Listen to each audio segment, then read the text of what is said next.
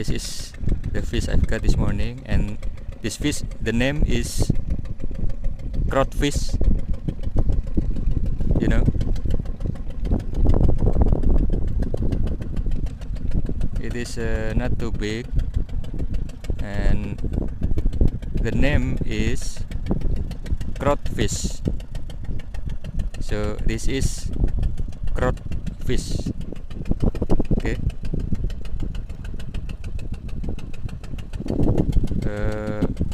It's still alive, and this crawfish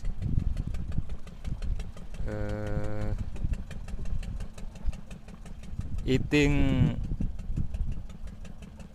shrimp. So you can get this crawfish. The bait is using shrimps. The crawfish. Okay.